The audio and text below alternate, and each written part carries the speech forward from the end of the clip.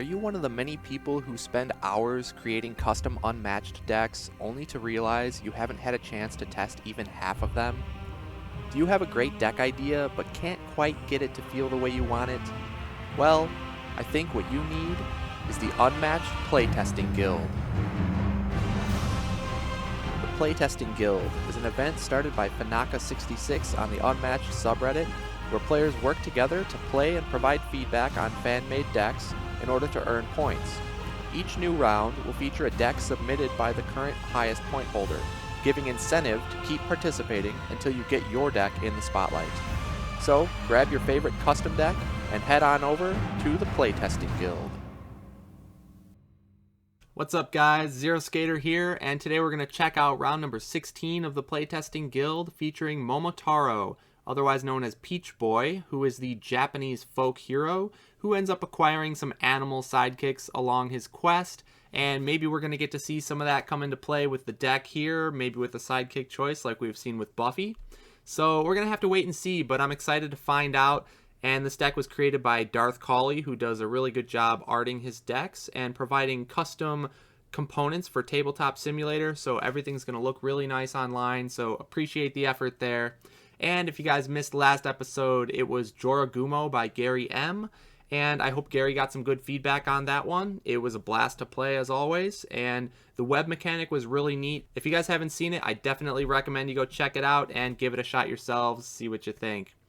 And as always guys, be sure to attack that like button if you enjoy the video, and subscribe for more Unmatched content. And with that said, let's head on over to Unmatched Maker and check out Momotaro. Alright guys, here we are on Unmatched Maker as always, checking out Momotaro, otherwise known as Peach Boy by DarthCauley. Version 1.6, so I'm sure it's gone through some changes, hopefully refined. And we're going to check out the hero card first. We're going to see Momotaro is a move 3 hero. He is melee with 12 health, and his special ability reads, Momotaro's ability is different depending on which sidekick is in play. With the dog, when adjacent to the dog, Momotaro gains +1 value to all of his cards. Wow, that seems crazy. +1 attack and defense on all of his cards whenever he's adjacent. So, dog only has 4 health as a melee fighter, so a little bit low on the health total there, but such a strong ability if you can protect the dog and put Momotaro in the front. Then we have Monkey. Monkey says, your fighters may move through spaces containing opposing fighters. Okay, interesting. So it gives you Buffy's ability in that case, but it works with Monkey and Momotaro.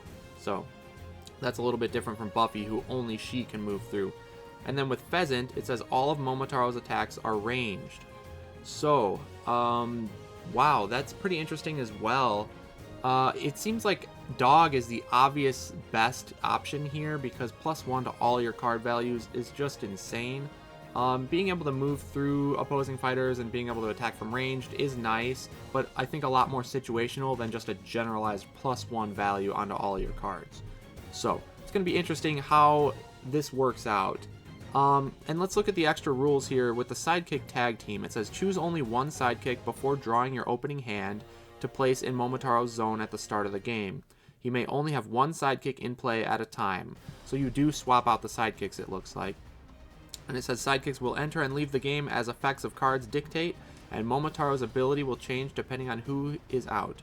If a sidekick is defeated, immediately place a new one in Momotaro's zone. Each sidekick has their own health to keep track of both in and out of play. So it seems almost like Pokemon in a way. Like you have your Pokemon trainer and you're sending out your different Pokemon to battle with you. So yeah, I mean, they're all pretty interesting. I wonder how often you get to switch them, and if you can kind of switch them at will, they're going to be a lot better than if they're more restricted to situational changes, like with Alice's, combat abilities switching size. Jekyll and Hyde, you get to switch on command, so it doesn't look like there's any on-command switching here. It's all going to be tied to card effects, but hopefully there's enough of the card effects that you can basically switch at will. And that's going to make that a lot more powerful of an ability because, again, Monkey and Pheasant I think are pretty situational. Dog is just generally really good, but obviously he only has 4 health, and when he dies, you don't get that ability anymore throughout the game. So I think keeping him alive is going to be very, very important. and I can't wait to check out the cards, so let's get into it. Also, a quick side note, guys, I haven't looked at any of this before, so it's all a live reaction here, and just looking at the health totals of these sidekicks, if you add them together, that's 12 health for a sidekick, which is the most out of any sidekick we've ever seen in the official game. Granted, Momotaro only has 12 health himself, so when you add it together, you have 24, which is, I think, pretty average in terms of overall health pool of your fighters. But let's get into the cards here. So, the first one we're going to see is called United Front. It's a 5 value attack from Momotaro, 3 boost value. It says, during combat, add 1 to the value of this card for each of your undefeated sidekicks that are off the board. Wow, that card is really, really strong, because undefeated sidekicks off the board means you start off with 2 of them, and that would make this card a 7. And even if it's feinted, it's a 5 into a 2, so you still deal 3. And if it's something like a skirmish defended with, a 4 value, this at a 7 hits for 3. So this card is almost guaranteed to hit for 3 damage, I think, in most cases, at least in the early game when you have all your sidekicks alive. And granted, the power level goes down as the game goes on, but even if this is a 6 with 1 sidekick off the board, that's still really strong. And even at a base 5, that's good enough. You know, you're not going to complain about a card like that. So I think United Front is incredibly strong and probably going to be like one of his signature big attacks. So the next card we're going to see here is called Synchronized Attack. It's a 3 value any attack that says, after combat you may swap your sidekick. Deal 1 damage to each opposing fighter adjacent to the swapped sidekick. And there's 3 copies of this in the deck, so that's a pretty decent amount of swaps already that we can see. And that extra bonus damage I think is really nice. It's almost like a Wily fighting in a way, on offense at least. And it's optional for the swap, so if you have the sidekick you like, you don't have to switch it out, which is really nice. And then if this card is feinted, you still deal 1 damage over the feint, which is pretty good as well. Even though it's going to deny your swap, at least you're dealing some damage. So I think Synchronized Attack is pretty solid. Nothing incredible, but it's good to see the swap cards, you know, the swap effects right off the bat. And the only dangerous thing I think about this card is that you only deal that bonus damage if you're adjacent with your sidekick, and the sidekicks only have 4 health each, so you probably don't want to put them close up in danger like that. So I think you'd really only want to use this for the damage part of it if it's against 1 health sidekicks, because then you're going to clear them off around you, and you're no longer in danger of getting double counterattacked come your opponent's turn. So overall though, Synchronized Attack, good card. So next up, we're going to see a scheme here for Momotaro called Tagging In. And it says, swap your sidekick. Deal 1 damage to an opposing fighter adjacent to the swapped sidekick. Momotaro regains 1 health. And there are 3 copies of this again in the deck, so that's 3 more swaps available to you. And this one being a scheme, it's not susceptible to a feint or any cancels in combat. So you do get to use this whenever you like. And again, it has that damage effect, but like I just mentioned, you probably only want to really use that when it's 1 health sidekicks, so that your sidekick is safe from those counterattacks. But it also heals Momotaro for 1 health, so there's 3 healing throughout the deck that we can see so far. So that'll bring the 12 health up to an effective 15, which is a lot better than 12. And again, you're only going to use this when you really feel the need to swap your sidekick. So I think it's a pretty decent card. It's got a 2 boost value in case you need to use it for boost. Because once your sidekicks all die, well, if you have 1 left even, you don't get to swap, so that takes away half of this effect, and you're really only going to heal 1 with it, and that's not that great, so using it to boost for a 2 is pretty reasonable. So it's nice to see some more swap effects. I don't think this card is crazy strong or anything like that, but it's good enough. So then we'll move on here. We see another scheme for Momotaro called Kibi Dango. Momotaro and an adjacent friendly fighter recover 2 health. And there's 2 copies of this, so that effective 15 has now gone up to an effective 19, which is very good. And also you're able to heal your adjacent friendly fighters, which is going to help those 4 health sidekicks stay alive for a lot longer. So I think this card is incredibly strong.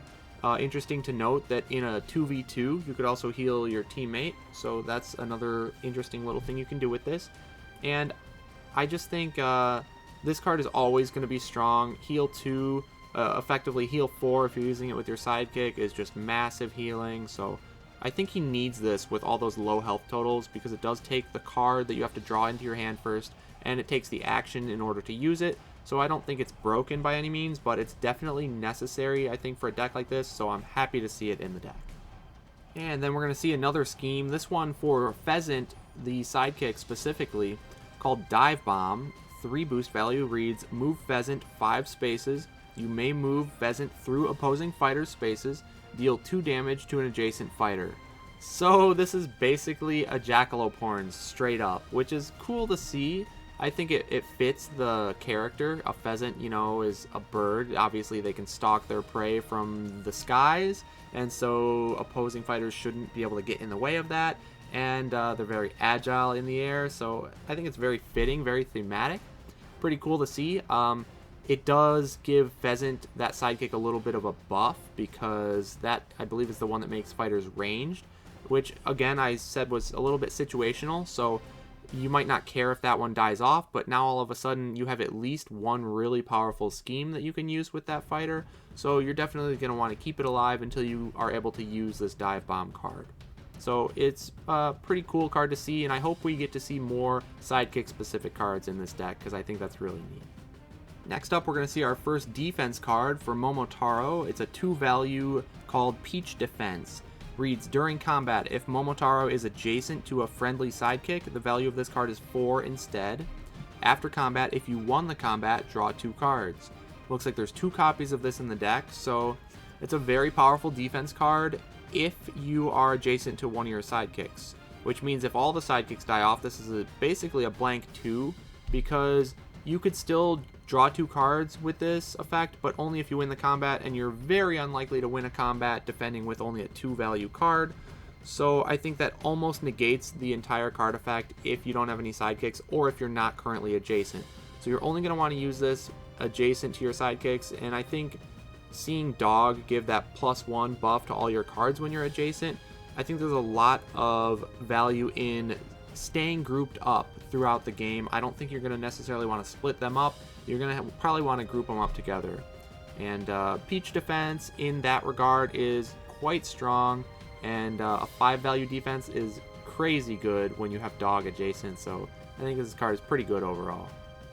So moving on, we see another defense card here. This time it's an any, so your sidekicks can use this as well, called Unrelenting Spirit. It says, immediately you may swap spaces with a friendly fighter. If you do, that friendly fighter is now the defender. So this is going to be really strong for keeping your sidekicks alive, because if they get to them and they try to hit them with a big attack, you know, a Bigfoot log can kill a sidekick over this with 1 card. So 6 over 2 is 4. It would kill him in 1 shot. But this card is going to swap spaces with Momotaro, and then Momotaro will take the damage and keep the sidekick alive, which is really strong. Also, it's an immediate effect, so if Dog is in play, and you have Dog and Momotaro, and Dog is getting attacked, and then you swap them, and now Momotaro's getting attacked, but Dog is still adjacent behind him, so he's going to give that +1, making this card a 3 instead of a 2, which is a lot better. So I think a card like this is important to have in the deck. I don't think it's crazy powerful because the value inherently isn't very good. It's only a 2, a max of 3 with Dog. So it's, again, kind of a weak defense, but you're going to need it, I think, to keep those sidekicks alive when your opponent is actually able to reach them. I think you're going to want to block them off most of the game with Momotaro up front. But, again, if they ever do find an opening, a card like Unrelenting Spirit here, you're going to be glad you had it instead of just letting your sidekick die off. So it's pretty cool to see in this deck. And then we're going to see a standard set of, looks like 3 Feints. And again, Feint, as we all know it, is just the 2-value versatile. Immediately cancel all effects on your opponent's card. It's Feint, it's good, you know. With lower health totals, it is a little bit worse because, again, like I had mentioned, the log from Bigfoot would kill a sidekick in 1 shot over a Feint and still deal 4 to Momotaro. So you don't really want to be using Feint to defend when you have such low health totals, because you can take massive damage over that. So it's a little more risky in a deck like this. But again, I mean, it is nice to be able to cancel card effects, so we'll see. But I don't know how good Feint is actually in this deck, like I said, just because the health totals are so low. So moving on, we see the next card is called Iaijitsu Stance. Hopefully I pronounced that right, but it's a 3-value versatile, reads after combat, draw 1 card. 3 copies in the deck, so this is a pretty basic card. It's nothing crazy, but it is one of the higher defense values we've seen so far in this deck, because really we've just seen 2-value defenses that have kind of conditional buffs. And I guess with Dog in play, you can essentially bump each card value by 1, so that would make this like a 4, which is a really good card because then it's an exploit. So maybe that's the reason that it is a 3, but if Dog dies, this becomes much less appealing of a card. Though again, like we saw with the Feint, that's only a 2-value. Unrelenting Spirit was only a 2-value, so I am happy to see at least a little bit beefier of a card value for them, especially for the sidekicks, because you're going to need to keep them alive. So overall, I think this card is pretty good, and we'll take what we can get for defenses, so I'm happy to see this one. And next up, we're going to see another 3-value versatile called O Tomodachi. It says, during combat, if your fighter started this turn in a different space or off the board, the value of this card is 5 instead. So with 3 copies of this is the kind of solid card that we wanted to see here. It's basically a momentous shift, except it also works if your fighter started off the board like the sidekick and then it swapped in, it would also get that 5 value. So I think this card is really nice to see. It's definitely going to help keep those sidekicks alive. Though I think all of the swapping cards we've seen so far have been on offense as far as the sidekick swaps. But we did see that blue defense card that swaps the spaces of the fighters, which would trigger this O Tomodachi on defense if you're getting double attacked. So that's a pretty cool interaction. And again, I mean, a momentous shift is a good card in general, so I wouldn't complain ever about seeing that in a deck. And I think this deck needs something like this card here, so happy to see it. And next up, we're going to see, cool, another monkey attack. So this one is called Agile Fighting. It says, immediately cancel all effects on your opponent's card. After combat, gain an action. So this is straight up, I believe it's Intercepting Fist, the Jeet Kune Do from Bruce's deck. So this is really cool to see, and again, I love seeing these one-off sidekick-specific cards in this deck, and I'm really hoping that we get to see some kind of recycling mechanic later on down in the deck review, so that you're able to kind of use these more than just one time in a game, and that's really going to increase the value of each individual sidekick. And Agile Fighting, I mean, it's just a good card. It's really good against things like Looking Glass or Bewilderment, any key defense that your opponent would use. A lot of the things from Little Red, even like Grendel maybe from Beowulf. I know he could still use the recoil damage, but at least the 3 doesn't deal damage into the 3, so he doesn't gain any additional rage. There's a lot of good cases to use Agile Fighting, even if you just want to set up a double attack turn where you're going to attack with this first so they don't use any kind of movement effects like a skirmish or a leap away, and then you're going to hit them again with something else on your second action. Or essentially it is your first action because this card gains you an action. So it lets you be aggressive, and this is a really cool card, and I hope we get to see more of these unique cards throughout the deck. Speaking of which, the next card here is called Good Boy, and it's a dog-specific card, a 4-value versatile that says, after combat, if dog is adjacent to Momotaro, deal 2 damage to the opposing fighter.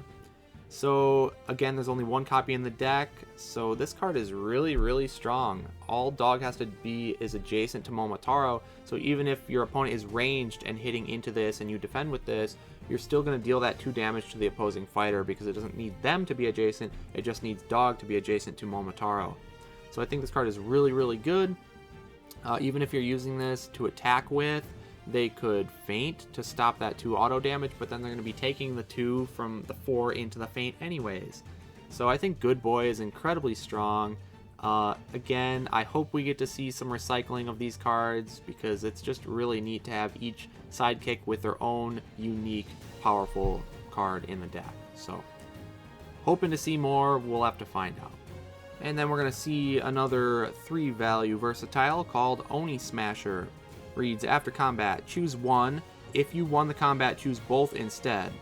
So your options are to either move one of your fighters up to 4 spaces or swap your sidekick.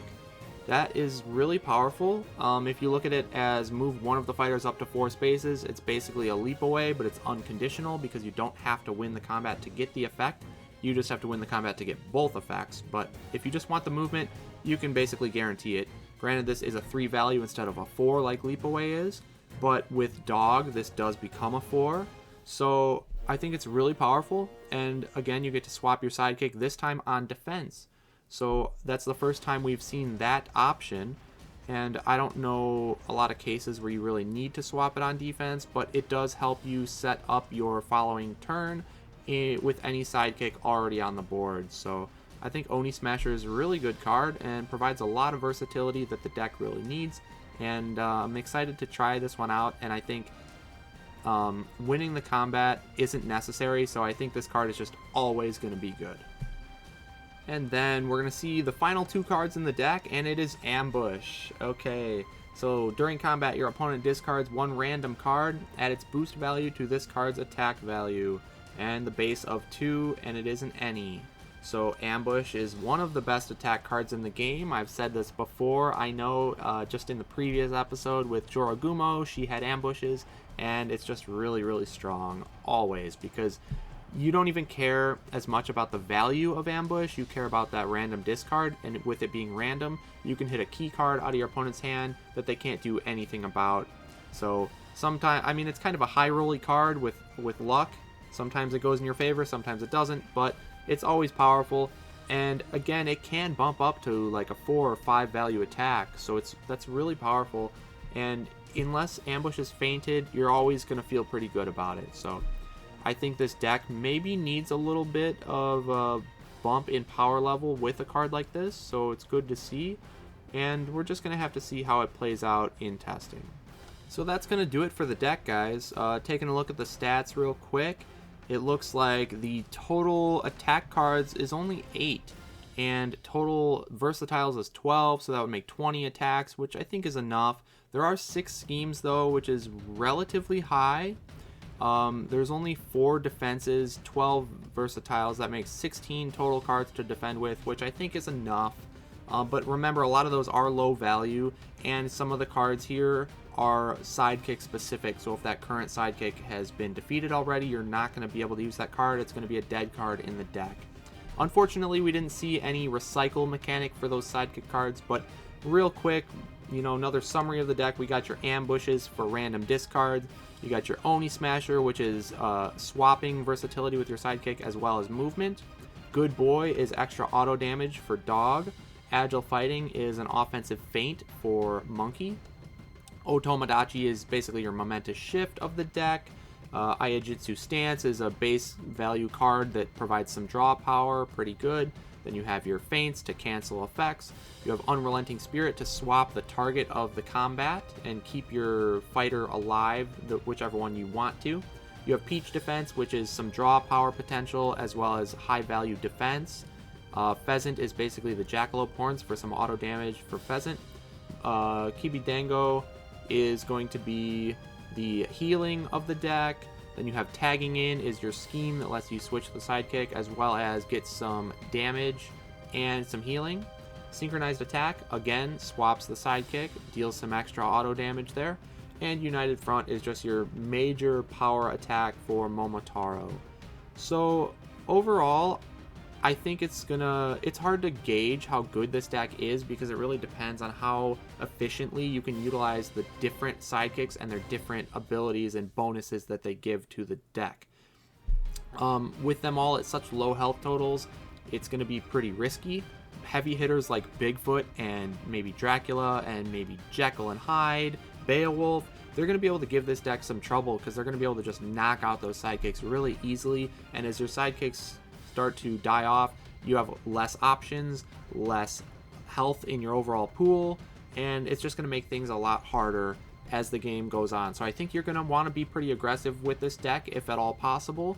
I don't know if it has the tools to play out that way, but it is pretty light on the defense and does have some heavy hitting attacks, you know, like your United Front, your Synchronized Attack, and your ambushes. So it's really hard to gauge, like I said. We're just going to have to see how it works out in testing. I'm really excited to try the different sidekicks. because I think that's a really unique mechanic that could be added into this game in an official deck, and I would love to see it. We kind of saw it with Buffy with picking a different sidekick, but that's only a one-time choice at the beginning, whereas this provides constant options in which sidekick you want to currently be using. So it's a really unique and cool idea. Again, DarthCauley has done fantastic with all the art here, so it looks really nice, and I can't wait to try it out. So with all that said, guys, let's head on over to Tabletop Simulator and check out Momotaro.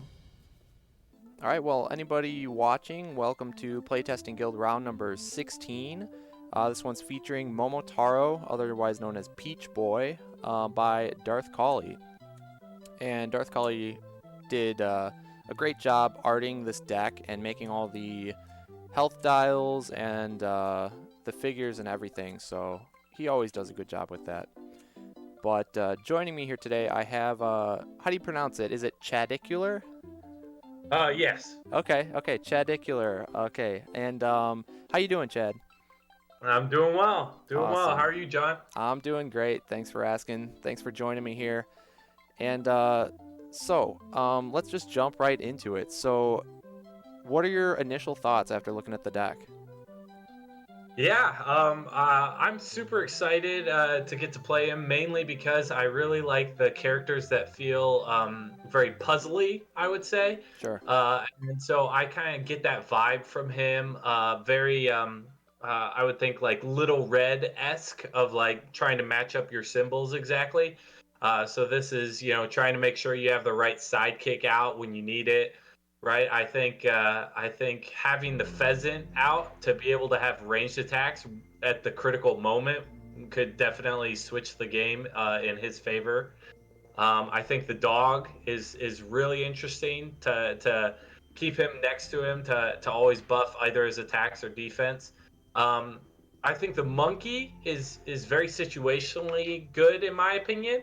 Obviously, he'll prevent pins and on certain maps, say like Baskerville Manor, where he can just move through the secret passageways, no problem.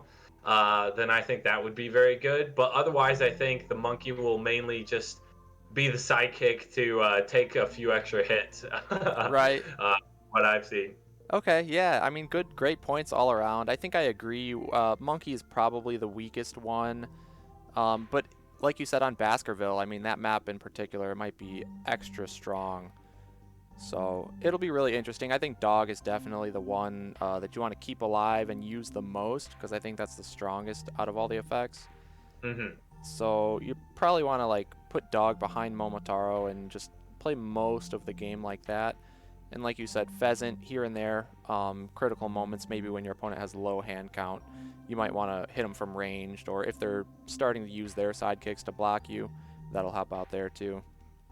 Yeah, absolutely. I guess monkey and pheasant actually both fulfill a similar role in that point. Like if the opponent's using sidekicks to block and you want to try to be aggressive, you can use either one of those really to try to help you reach their hero. So Yeah, I could see that a lot for say Muldoon in particular. oh yeah, If he's always hiding behind his workers and you wanna get in there, you could use either of those to do that job. I agree with that. for sure.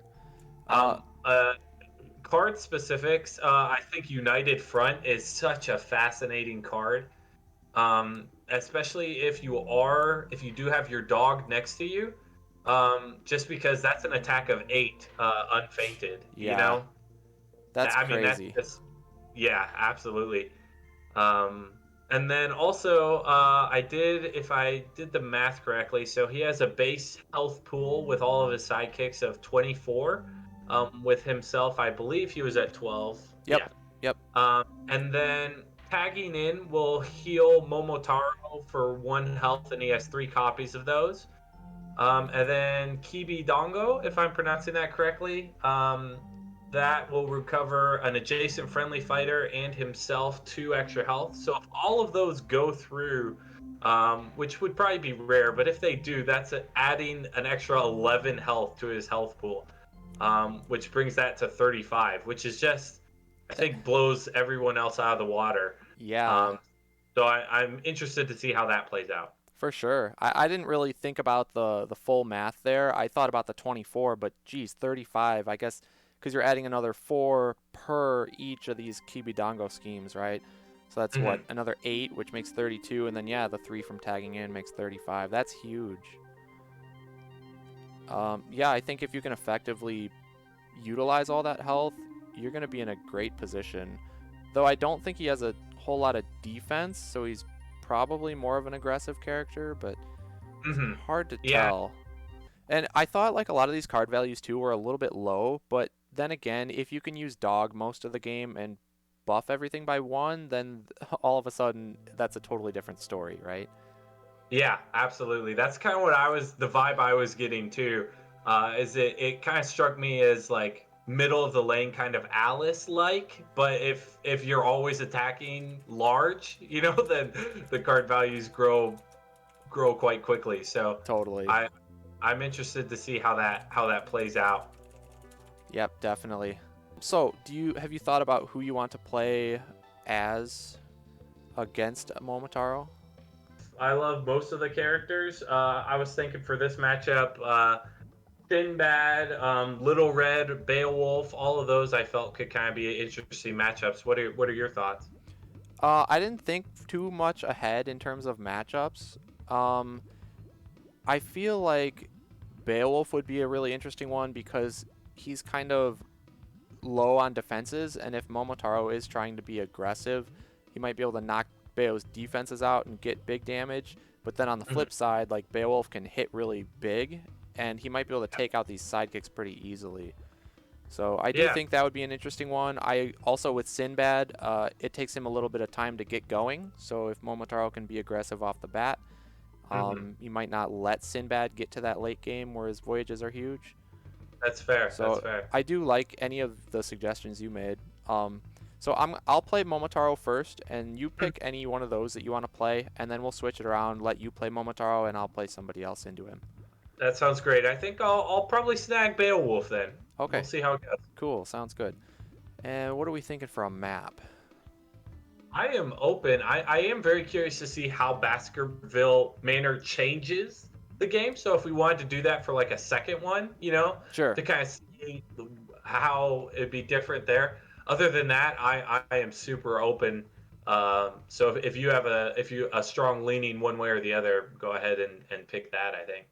Okay. How about Marmorial? Because we're both melee, except if I go Pheasant and become ranged. So let's see how much of a difference that makes on a map like this with all those multi-zones.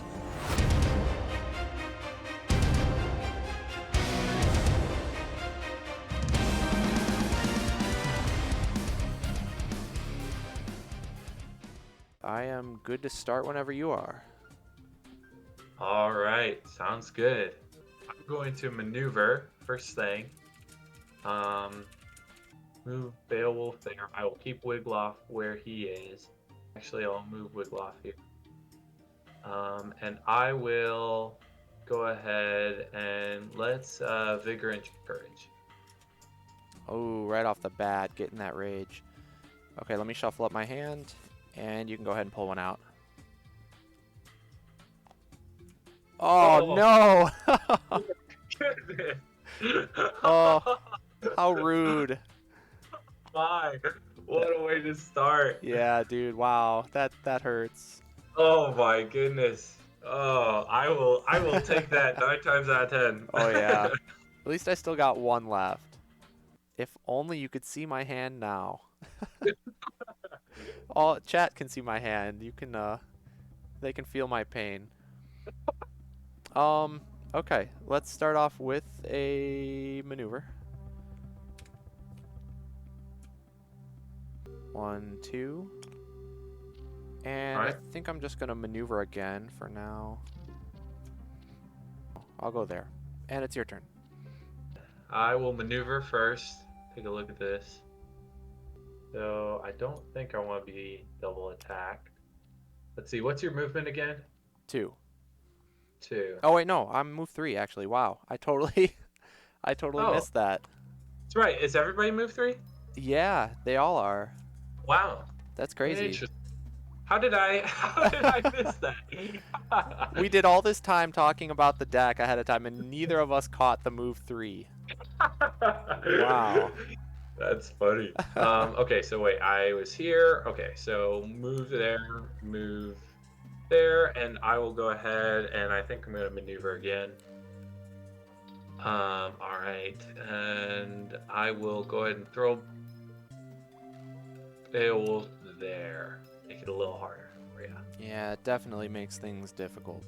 And let me just think. So Wiggloff, you could run up, but if I force you to boost, yeah, I'll do that.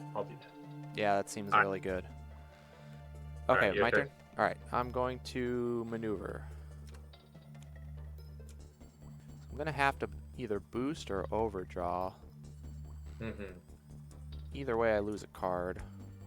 Okay, I think I'm gonna boost with Feint, actually, because I don't think Feint's that good against Beowulf. Yeah, that's fair. Let's have Momotaro attack Wiggloff.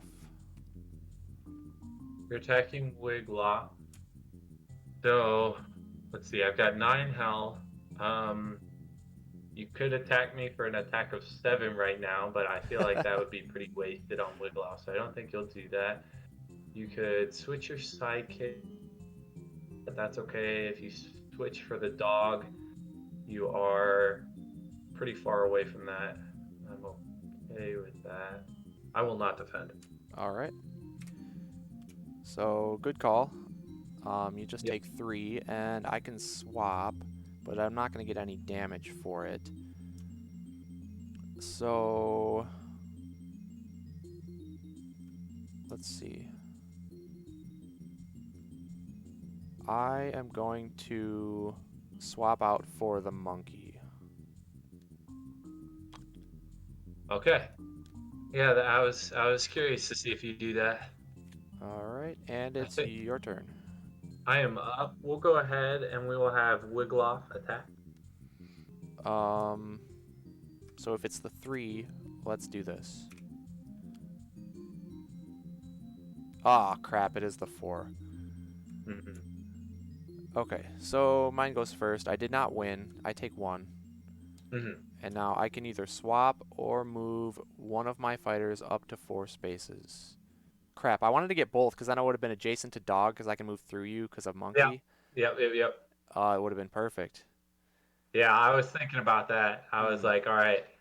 Yeah, It hopefully. Yeah. would have been a good play.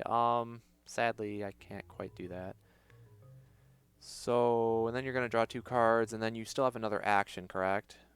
That's correct, 6. yes. So you're going up to 8. So I want to make you overdraw. So I got to get Momotaro out of there. Since I don't have dog, let's go over here in case you run that way. Yep, that's better. All right, so then I get to draw my 2. I hope you don't have any schemes there. I hope you only have the Wiggloff scheme. Yeah. That would be great. All right, so I have one more action. Yep. Yeah, I didn't quite think about you using one of the move aways all the way. Yeah. I didn't think about that. Especially right if I do use a Wiggloff scheme, well, I damage Beowulf and I get no rage for it, and then I still have an extra action. Yeah. Yeah, exactly. So yeah, that did backfire. All right, so I will maneuver. So I will go here with Wiggloff, and I will go here with Beowulf, and now I'm at 9, I think. All right, so I will discard. You did have it. I have one of those, and as much as it pains me, I think I'm going to discard a second one. Wow. All right. Yeah. That is fortunate for me. Yeah. So, now I will start with the maneuver. Let's go 1, 2, 3, 1, 2, 3. I'll maneuver again. Okay, I'm good with that. Your turn. So I will maneuver. And I will also boost. Okay, so you get to And I'll move 3. Yeah, Wiggloff here. Mm-hmm. Attack the monkey with Wiggloff. I can't just take this, because if it's another 4, I die. So... I guess since it's not Beowulf attacking, I'm pretty safe to defend with a feint. Yep. Oh, okay, good. Good thing. Well, I was really hoping that you, since I got rid of my Wigloff schemes, that you'd be like, okay, I could take a 3, and then... I thought about that, yeah. Yeah, and then I don't get my movement because you fainted it. Right, All right, right. that's my turn. You are up. Cool. Let's start with a maneuver. All right. So how about do like a 1, 2, 3, and a 1? All right. And I'll have Momotaro attack Wigloff. So let me think about this. You have 3 of those momentous shift-esque cards, so it wouldn't kill me, but it would definitely hurt quite a bit. You probably have at least one of them because you're a third of your way through the deck. But would you use it on Wig? That's the... I'll take it. Yeah? Alright. Yeah. It is that. All right. Another good call. Sadly, you're not dead, though. Not quite. Yeah. That's my turn. I'm going to maneuver, and I will boost with the no contest expecteth to go here. Yep. I think that, yeah, that was 3. And I will attack you with Veil. I'm gonna defend with this. Oh man, it's War King. All right, Oh, and I have to do mine immediately, so I have to declare mine before you do yours. That hurts. Because if I swap, you have to spend how much? Well, actually, you have to spend 2, I think. 2 rage, yeah, to kill off Monkey. If I don't swap, then you're just going to do all 3 rage and deal me 5, and that hurts a lot. I'll swap, yeah. Don't want him to go, but... Yeah, and I will make that a 5. Yeah, okay. Goodbye, Monkey. So he is dead. And now I bring in one in my zone, correct? That's correct. Let's bring out Dog right here. All right. Actually, I think I want to put Dog here. Okay. All right, and it's my turn, right? Mm-hmm. Okay, I'll start with a maneuver. All right. Put Momotaro up there with Dog here. And I will attack Wigloff. This one, yeah, I'll let go. Yeah. So at least it's an ambush, so I'm going to get to hit one of your cards out. All right, let me go ahead and shuffle up real quick. Yep. All right, go ahead and grab one. All right, let's get this one. Nice. All right. So we got Wigloff out of here. 2 sidekicks out. And it's your turn. All right, I'm going to maneuver, and I will attack you with Beowulf. I'm just going to take it. All right? Okay, okay. So I take what, 4? 4, yeah. I get my Ouch. rage. You are up. Start with a maneuver. Okay. Then an attack. I'll defend with this. Grendel? Okay, cool. So mine's ambush. All right, I will do it. Yep. So I'm going to take 2. And I'm actually hoping to hit something like another Grendel would be nice. Because I... Oh, wait. No. Mine's a 3. So I'm going to deal damage no matter what. Yeah, go ahead and pick one. All right. Let's hope for a big boost. That's pretty good. I'll take that. Yeah. So 2 damage Okay. dealt. And it's your turn. I'm going to go ahead and maneuver. And I will Vigor and Courage. Dang it. I was hoping you wouldn't have another one since I discarded one. Yeah. All right, go ahead. Yeah. No. Oh my goodness.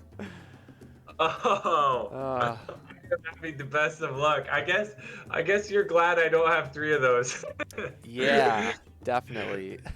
I would get your other united front. Oh man, that was brutal. I was planning on using that here. Yeah. Dang. Yeah. All right. I'll start with a maneuver. I'll have Momotaro attack Bayo. Oof, another Grendel. Alright, I'll do it. Yep, so I take 2. Yep. And mine's a 3, so no damage. And you're up. Probably got 1 defense card. Because you Maybe. probably wouldn't run up and attack me like that. So let me think about this. Yeah, I can't risk you defending with the one that lets you draw 2 at the end if you win. Totally. Yeah, and then, yeah. Alright, so I will maneuver. Alright, and then I will maneuver again. Alright, your turn. So you just double maneuvered. I will do a maneuver myself. I kind of want to keep up the pressure. What's the max attack you could do? You could do a 6. I'm at 3. You can't Grendel right now. I'm going to boost with Agile Fighting. Okay. So I can go 6. And we'll go... Dog's going to go 1, 2, 3, 4, 5. Momotaro, let's actually send him over there. Alright. And then we'll have Dog attack Bayo. But almost all of your cards are any's, but you don't have Good Boy anymore, and that wouldn't do too much for you. Yeah, unfortunately. Don't have any feints. You'd probably have a stance that would let you draw a card, or if you started in a different space, it'd be a 5. Oof. I will take it. Oh, all right. I wish I played a 5 here. Yeah. But that's still All 3. Right. And then I will swap out for Pheasant and deal 1 more. But unfortunately, that gives you 2 rage. So Yep. I think I need to take all the damage I can get, though, at this point. Yeah, that's totally fair. So you took 4 total, right? I was at 15, yep, so 4 total. Alrighty, you're up. I will hold attack. on a second. Oh, sorry. Gary said in the chat that when I swap, I need to place the sidekick in Momotaro's zone. Oh, interesting. So they don't swap in the same space even with the card effect, huh? Oh my gosh, I've been playing that all wrong the whole time. Oh my goodness, yeah, I think the card we looked at least on Unmatched Maker, didn't say that. Okay, I'm actually not gonna swap then. I'll just keep the dog in. Yeah, But yeah, good to know. So then I don't get an extra rage or an extra damage. Exactly, yep. And it's your turn. Alright, I will attack the dog. Beowulf. I'm gonna take it and hope it's not a fatal struggle. Oh. That still kind of sucks because he dies, but... Oh well. Yeah. Oh well. At least you don't draw. And then you do get to place the Pheasant in my zone, so I'll go here. Alright, and now you will be ranged for the rest of this game. Yep. Alright, and for my second turn, I will draw 1. I will say right where I'm at. Okay. So I will do a maneuver. 1, 2, 3. I'll maneuver again. You know what? Let's move Pheasant back there. Okay. Your turn. Gonna maneuver. I will boost with this fatal struggle. Yep. And I will attack you. Oh boy. I guess I didn't plan this out very well. I'm gonna defend with this, and I'm probably dead. Yeah. If you got the boost for it. Yep, that's the 8. So mine's a 4, and I take 4 over it. Well, crap. Good game. Yeah. GG. I was holding these schemes for the longest time, at least one of them. I just drew the second one. Yeah. But I honestly, I had that epic poem there when I was next to you, and you had 3 health, and it would have hit you for 4. So then I was just kind of like, he probably has a defense, but that's what I was debating there. You were right. I did have this, and I wanted you to attack me because obviously then I would have won the combat and drawn 2 cards. Drawn, Yeah, it would have been and great. then I would have had to have hoped I got lucky when Yeah, so I wanted to keep up the pressure, but I had this in hand, and I had the monkey card, which you killed monkey really early. Yeah. And then I had this in hand, and then I drew into this, and then I ended up drawing into this. Okay. I should have just pulled off one of these earlier. I wanted to get the value. I was greedy with it. I wanted the value heal on Momotaro and a sidekick, but I never ran into that situation. You keep going. Sorry. There was one point where Momotaro was at what's his max 12. He was at 11, and Monkey was at 2. So I could have got almost max heal there, and I guess I should have just done it. But I was greedy and I wanted the full heal. And then by the time we got down to this point in the late game, I didn't realize like you had 3 rage, and of course even with my 4 defense, it would kill me. So I needed to use one of these in order to get away from that lethal like threshold. Yeah. But I didn't see that you had 3 rage, so that was brutal. Yeah, it was the epic poem gave me my 3rd one. That's right. Yeah, when I killed your dog. Right. Yeah, that was brutal. I needed to pull, like I said, I needed to use one of those just to stay alive longer. But even then, I don't know, things weren't going too great. I was trying to kind of be aggressive, but I wasn't getting any of my draw cards either. So, well, here's something that really interests, right? I mean, obviously for most of that I didn't have any defense. I mean, like for Wigloff, sorry. Sure. But I mean, so I kept taking hits with him. I didn't have the skirmish. I just drew it, and I really was thinking that you would let it go through on to Monkey, because if it was a fatal struggle, then I was already at like 7 again, or 6, so it would have made me overdraw again.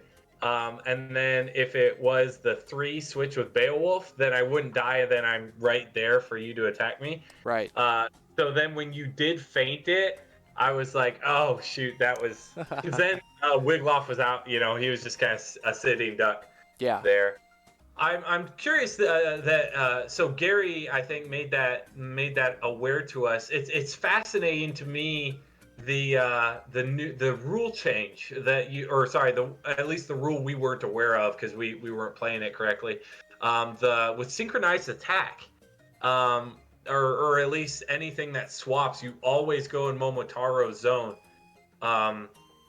That's quite different because that it's just like, right, if you want the auto damage, then you have to place Momotaro like relatively close. Yeah.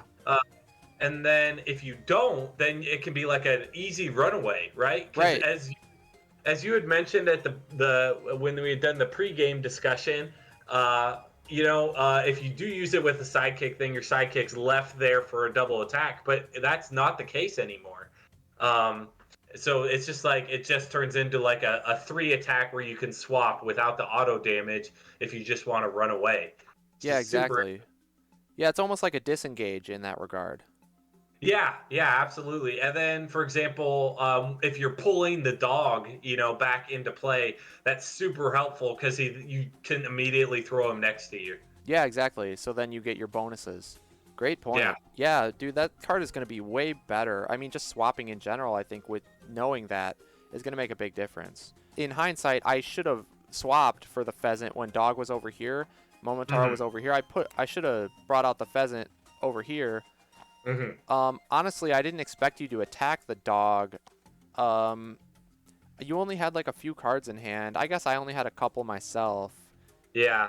So I guess there's no real punish for you to attack him, but I guess I was just expecting you to run and draw some more cards because I was kind of trying to be aggressive.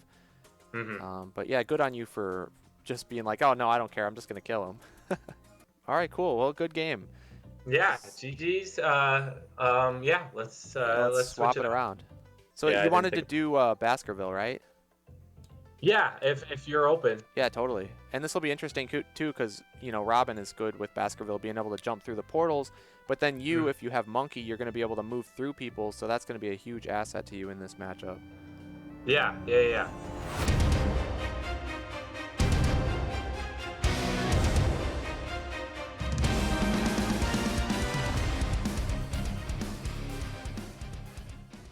I'm ready when you are. All right. So first things first, I'm going to maneuver. Mm-hmm. All right, and I'll maneuver again. All right, and I'm good. You good there? Hmm. Okay. Then I'll start with a maneuver. I can let you know. I honestly miscalculated right at the beginning. I was actually thinking pheasant first, and I meant to do that so that if I wanted to, I could throw it here, and then attack you right off the Ah, bat. Um, yeah. that was kind of my initial thought, and then I was like, oh, I'm dog. Right. So You just kind of defaulted like, oh, dog's the best. Let's start with him. yeah, exactly. Yeah, I think So pheasant would have been good there. I think pheasant or monkey, right? If I wanted to sit on this spot and then make you nervous of where I'm gonna pop out of. Yeah, if you wanted to double maneuver, I think monkey would have been a good start. And then if you wanted to maneuver and attack, pheasant would have been good. Yeah, I mean, not that dog is ever bad, but those yeah, would have been interesting options too. yeah, absolutely. But sometimes you just gotta have good company, right? Yeah, exactly. Your Man's trusty old sidekick. man's best friend, right? Yeah, that's right. All right, so let's see. I maneuvered, and I'm gonna bring this guy up right off the bat. Mhm. We need Robin Hood to get into a good position to hit anywhere on the board. So Robin will go to the portal. I will hit dog with the outlaw. I'm pretty comfortable with this unless it's a regroup. Yeah, 100%. Yeah, if you got the feint, throw it. Yeah. Good stuff. So you'll cancel my robbery. I get to bounce. I'll go over there. Yep. And you're up. So first things first, I'm gonna maneuver. I will move dog there, and I will go ahead and I will tag in. Oh, nice. Oh, you Uh, even get to deal the auto damage then, huh? yeah, yeah. So that outlaw will be gone. I don't get the health, the heal, which is a bummer. But I think just killing an outlaw and switching to a different, um, is beneficial to me. I definitely agree. All right, we'll go ahead and here it is. I Yeah. kept So getting that we will. confused too. I kept thinking the health dials were the tokens. Yeah. Yeah, I'm taking pheasant. All right, No, pheasant sorry, then? monkey. Monkey. So you're going to be like Buffy. Yeah. All right. All right, you're up. All right, I'm going to go ahead and maneuver. I feel like my game plan should be just to kill off the sidekicks little by little and then aggress on Momotaro, but it's kind of hard to tell. Yeah, yeah. That's kind of what I was thinking last game too, and just with Beowulf being Beowulf, I could kind of do that. Yeah. I, I, I'm very curious to see if like it's very reasonable to even kill all three of them. Maybe just like one or two of them before actually. Yeah. That's true, because that's so much health to get through. Maybe Yeah, it's not that's worth it. 12 before you even start working on the main guy. So. You know what? Because I'm ranged, let's just go right for Momotaro. Mhm. Though, I do have to boost here to hit him. So I'm going to boost with my regroup. Yep. I'll go 1, 2, 3. 1, 2, 3, 4. I'm going to have Robin attack Momotaro. What do you got? Iaijitsu stance. Okay, so you'll take 2, Yep. and then you draw 1. And I can hop with my ability if I would like, but I do not want to. So it's your go. I'm going to maneuver. I don't think there's any wily fighting type effects in your deck, right? There's no like AoE damage. Other than synchronized attack, I think. Oh, synchronized attack does it to all adjacent? I believe I think so. you're right. Ooh, that's a problem. All right, and we'll keep Momotaro here. Uh, I will attack this outlaw with with. monkey. Yeah, this is going to be a problem because you kept him in gray. It's got to be that synchronized attack. If I feint it, the outlaw still dies anyways. I'm going to try something sneaky. I'll defend with Sherwood. All right. Yep, the synchronized attack. So you actually go first. Yeah, after combat, after combat. Yep, so I'm going to draw a card. You get to return the defeated outlaw, so let's go right there. Okay. Now you got a choice to make. Do you want to pop 2, or do you want to let Momotaro get double attacked? Well, I think he'll get double attacked regardless. Oh, true, 'Cause I Robin. can't- Robin's in zone, yeah. Yeah, You're right. and I mean, yeah. So my plan was to get pop 2 of them. I will pop both of them, and we will actually switch to pheasant. Yeah, that was a really, really good play. I forgot about that, too. Yeah, I honestly, until you brought it up, I didn't know it was each. I thought it was just the Oh. opposing fight. I shouldn't have said And then anything. I looked into it and I was like, oh, well, that's nice. Yeah, dude. Oh. All right. Let's go ahead and have the outlaw hit Momotaro. First The action. outlaw will hit Momotaro. Okay, I will defend with this. Unrelenting Spirit. I think that's a good defense, because even if it is a highway robbery, you don't feel that bad. It's not, Yeah. though. So. Well, okay, so let me think about this. Because what I wanted it to be was a highway robbery, and I actually switch and make my pheasant take the 2 instead of me. Oh, yeah, because yours is immediate. You could go before the robbery. That's really, really good. Yeah. Wow. I will do that, actually. Dude, I didn't even think about that interaction either. Yeah, and then, so I take, my pheasant takes 1 and then another 1. Yep. Okay. And I can jump back with my ability. Yeah, let's jump forward, actually. Let's have the outlaw hit Momotaro. Yeah, we'll do this one. Good play, good play. Excellent. So we'll each Alright. draw 1. Yep. And then you can move back if you wanted to. Well, you're ranged. Maybe I will jump back 2 over to here. Alright. And you're up. So a double attack would not be the worst thing in my opinion. True. Too, but I think this is a smart play. So I will maneuver. Mm-hmm. And I will go ahead and go 1, 2, 3. And I'll place my pheasant here. Yep. And I will go ahead and... You get max value. Yeah. Good stuff. Okay, I'm going to maneuver. Mm-hmm. Let's go 1, 2, and I'll maneuver again. Mm-hmm. 1, 2, 1, 1, and you're up. That's funny. A lot of good your range is doing you here. That's right. Yeah. So, well, first things first, I'm gonna maneuver. I will boost with a Peach's defense. Yep. I will attack this outlaw with Momotaro. Okay, what are your options? You have like ambush. You got the big 5, but it wouldn't be that. Synchronized attack isn't gonna kill my dudes. Oh, he's got the momentous shift.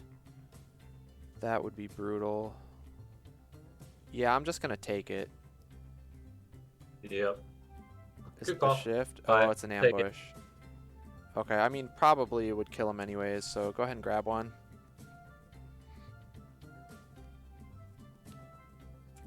What is it? A Wily? Ooh. Yep. I'll take a Wily. Yeah, that was a good hit. You are up. Let's actually maneuver first. And then let's have the outlaw attack Momotaro. Oh, there's the feint again. I'll take one. Yep, that's my last Wily fighting. Yep. Brutal. Alright, let's put him there. And it's your turn. My maneuver. And I will attack Robin Hood with Momotaro. I'm going to take it and hope that it's not the 5. Oh my god, of course it's the 5. Yeah. Ugh, so that's what? That's a 7? The 7. I don't have the dog. Yeah. Ouch, that is brutal. Okay, Yeah. well, let's have Robin attack Momotaro.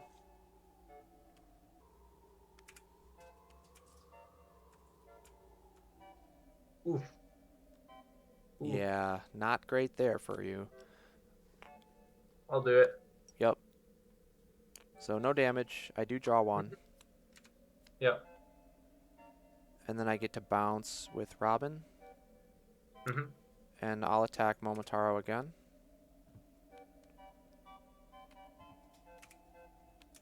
Yours is a 5. Yeah. Doesn't really matter. I'm going to draw my 2. Goodbye. And I get to bounce again if I would like. You're ranged, so I might as well get as close to you as I can. That's fair. And you're up. All right. So I'm going to go ahead and go 1, 2, 3. Mm-hmm. All right, and then yeah, I'll just maneuver again, Mm-hmm. and I'll stay where I am. All right. Okay. I will then maneuver. Mm-hmm. I'll boost with a steal from the rich. Mm-hmm. 1, 2, 3, 4, 5. Mm-hmm. Outlaw will go. Yeah, let's put the outlaw down there. And Mm-hmm. then Robin will attack Momotaro. Yours is a 3, so you'll take 2. Yep. Oh, that prime healing amount. Exactly. I'll bounce 1. You're up. All right. I'm gonna maneuver. So we'll go 1, 2, Mm-hmm. and I will use a tag in. Ah, crap. So I will swap my fighter, so I get to place it anywhere in my zone. I will take the monkey. Yep. And I Seems will good. go there to kill him, and then I regain 1 health. My turn, right? That's correct. Okay, let's maneuver. Mhm. I'll boost with a highway robbery. Okay. 1, 2, 3, 4. Okay. And I'll hit Momotaro. Yep. Feint. Oof. Alright, well, you do stop my card draw. But Yeah, so that's you can't apply the pressure as much. not quite. Yeah. I'm pretty okay with that though. Yeah, absolutely. Yeah, let's just go to the portal and you're up. Yeah, just to be clear, I think that was my last feint. Just so you know. It was, yep.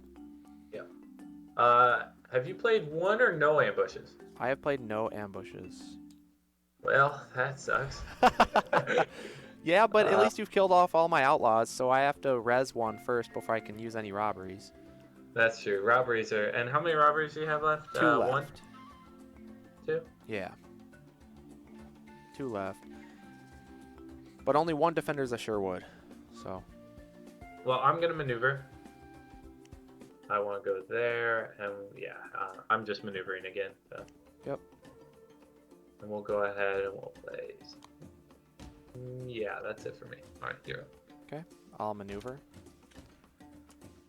I'm gonna boost with a highway robbery. Yeah, I can't get to that light blue, dang it. That sucks. Yeah. That's okay. I guess I'll hit monkey. I will take it. Taking it. Yep. Exactly what I wanted. Ooh. All right. Give me those cards. Monkey dies. I draw 4. You get to reborn one of your... Well, not reborn, but you get to bring out one of your new dudes anywhere in the light blue. Mm-hmm. Okay, pheasant. So you're ranged, and now I get my ability to jump. So I'll jump 2, and you're up. You know what? We will dive bomb you Oh, man, that hurts. for 2. Yep. And then, yeah, I am maneuvering. I'll leave them where they are. You still have to boost if you wanted to hit Momotaro. So, yeah, I'm happy. Yeah. All right. Oh, let's see. So your big card now is no longer a 7, it's a 6. But if you have dog, it is a 7, and that will kill me guaranteed over any of my cards. So maybe it is worth it now to kill pheasant. But I'm running out of cards in deck too, so I feel like maybe I just gotta go in. Because you do have to swap into dog before you can do that. But you could have a swap on defense, which is a little scary. Okay, I'm gonna maneuver. Okay. I'll just go up 2. I'll attack pheasant. I will not defend. No? No. Awesome. Dang Oh man, I needed that. it. You really did, yeah. That's good. That gets me out of the lethal range at least. Okay, so you spawn dog anywhere in the light blue. And then I do get to hop back yet again. It's a little scary though, because dog still has that auto damage. I'm trying to find a space where I can go where you hit me with the good boy, but Momotaro still has to be open for a double attack, but I don't think that's possible. I see what you're saying, yeah. If I go here, you can just put Momotaro in brown. If I'm here, he's in light blue. If I go here, he can be in light blue. If I go here, you can put him in the gray using the passage. So yeah, I don't think there's an area where I can avoid that, so I'm good there. Your turn. Gonna maneuver? This is quite the intense game we got here, actually. Yeah, no joke. That's my turn. Alright. I'm gonna maneuver. So I'll move up there. I'll have Robin hit Momotaro. Shoot, I think I'll defend with this. Oni Smasher. Oh, okay, okay. So mine is a disarming, so no damage. Yeah. So no draw, which is actually good for me. Yeah. Yeah, so here's what I was thinking, right? So I get both benefits, but I can't swap. But if I could, I would swap out for the pheasant and I would move myself here so that no matter where you move with your after combat, I could double attack you. Oh, yeah. True. That would have been nice. But you assassinated my pheasant. I do get to move to 4 spaces, though, if I would like. So let me think. Yeah, and it could be dog, too, if you wanted, which is crazy. Oh, interesting. I'll go there. Okay. And I get to jump back. Yeah, that seems good. Your turn. If I don't attack you, then there's no way you can get it back. Oh, this is tough. Yeah, it's a close game. Alright, I will attack you with dog. It's probably good boy, which is a 4, and dealing 2. Your 5 is going to kill me no matter what. Because if I were to feint, I'm still going to take 2. Your 5 will kill me. So I'm going to use the defenders. Ooh, ambush. I didn't even realize you had another one of those left. Ow. Alright, well, go ahead and grab one. I believe you... No, your draw Mine's is after. yeah. Alright. Oh my god, ouch. Oh, I'll take it for the damage. Let's go. Yeah, that's what I did not want. I actually wanted... I didn't really care what you discarded for the card. I wanted the health. Yeah, absolutely. That's I was for one of those 5s. Yeah, actually all the 5s are gone. Oh, they are. Yo. Yeah, I was just about to check. I wasn't sure. Okay, so I I couldn't will... remember you using all of them. Yeah, okay. Right, and then yeah, you draw your card and place an outlaw, which you did there. Yep. Yep. Fine. And it's my turn, right? That's correct. Oh, this is not working out. I had plans, and they're just not working out here. Yeah, So I okay, think so I've shut off the auto. But, well, I mean, you have Good Boy, though, which is the problem. good boy. Yes, that's correct. Good Boy's going to wreck me. Yeah, good boy literally will kill you because if you faint it, you're dead. If you don't, you're dead. You know? Yeah, exactly, right. Let's have the Outlaw attack dog to begin with. Playing the defense. Man, I can't get you. Alright, so no damage. I do get to draw a card, which is actually kind of bad. Okay. Really tough choice, but I think I'm going to have the Outlaw attack dog again. I will not defend. Thank goodness. Then please kill him.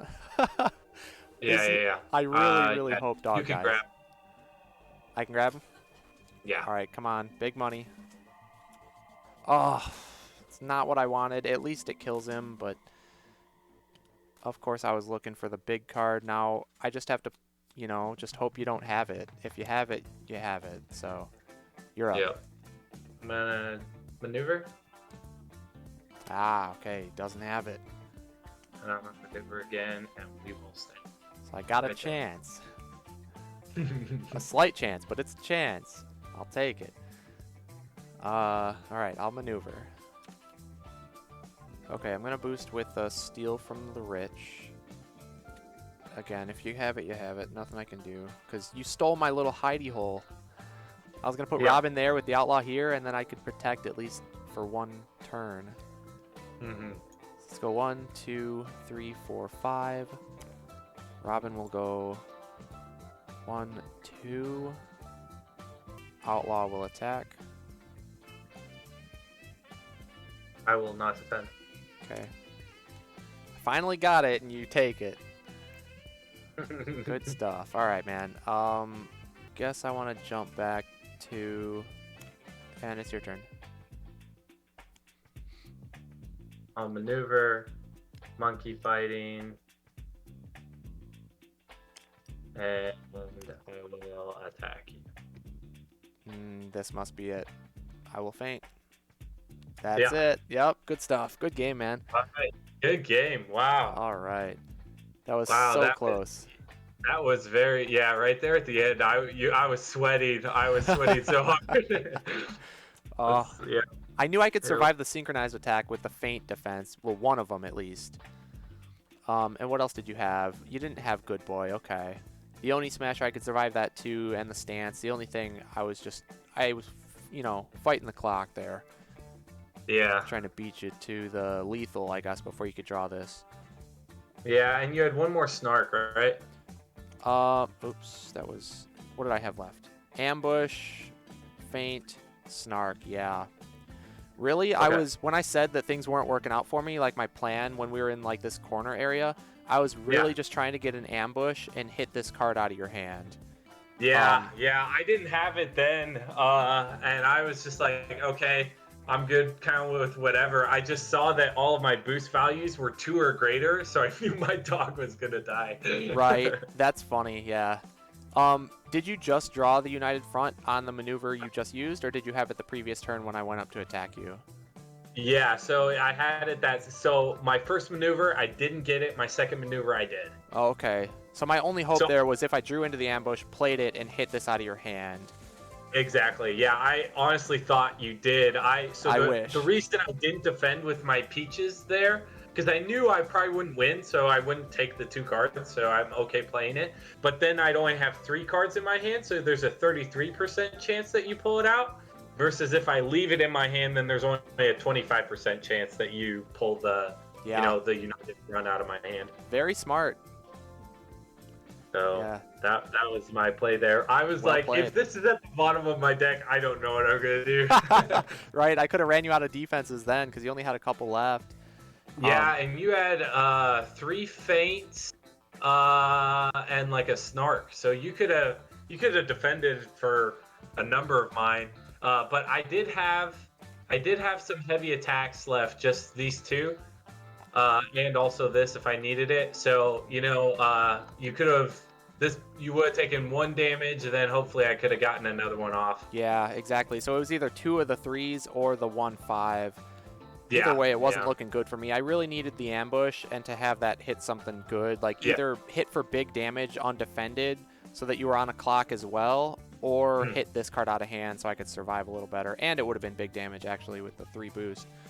Yeah, absolutely. Honestly, I got super lucky that you pulled that scheme out, because I had one of these there, so I just didn't want to lose an attack or something. Sure. Because the scheme then was just a heal for 1, and Yeah. it was a pass. So if that's what I saw for my end game, I could do that. But yeah, it. Honestly, when you started, so I was out of defense, right?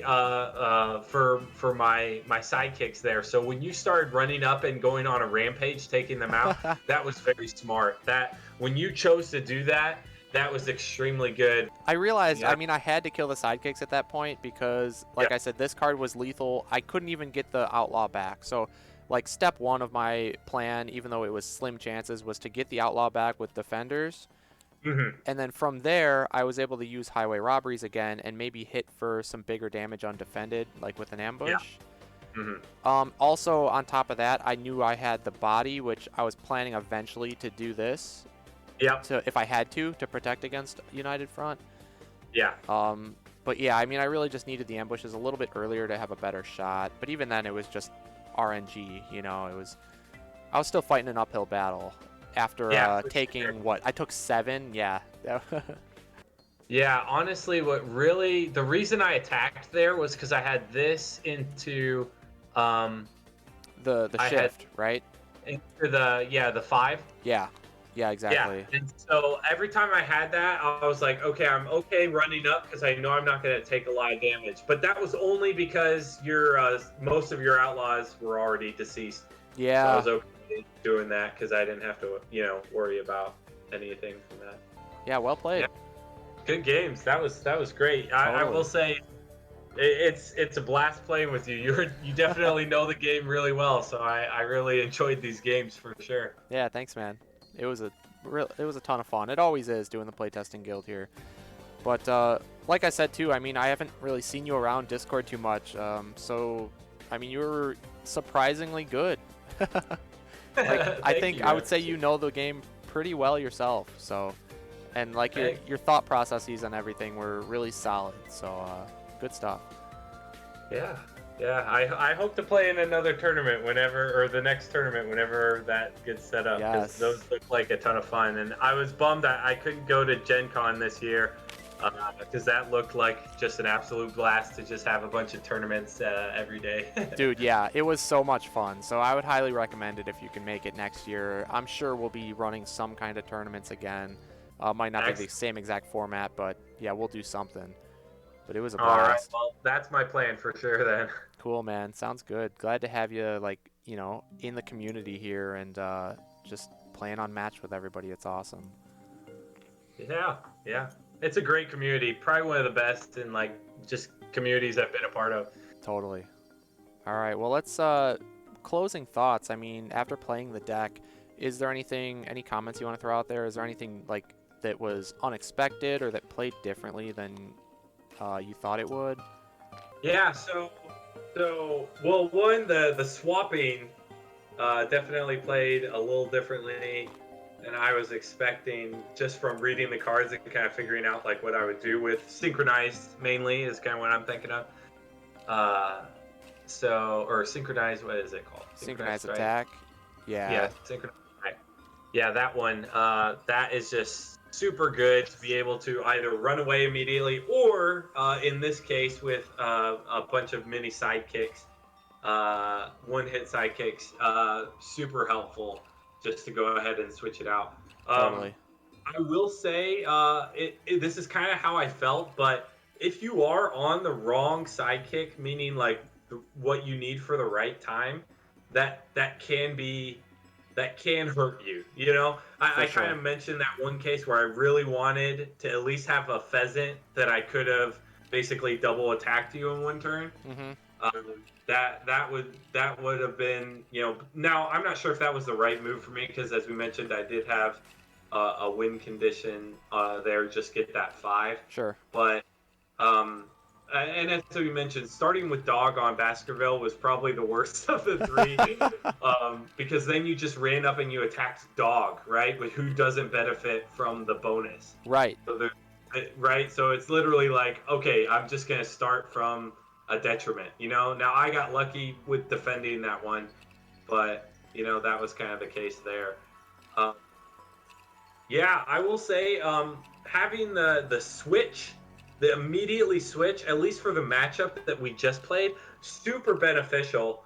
Right? If you attacked me with a highway robbery, right, I defend with that. If it is one, okay, then I'll swap and I'll always have him just go up and take the 2 instead, which is, I'm okay with that because he's got more heals. Yeah. And then if you do double attack me, as long as it's not with another highway robbery or any highway robbery, then I can defend it for 5 with that.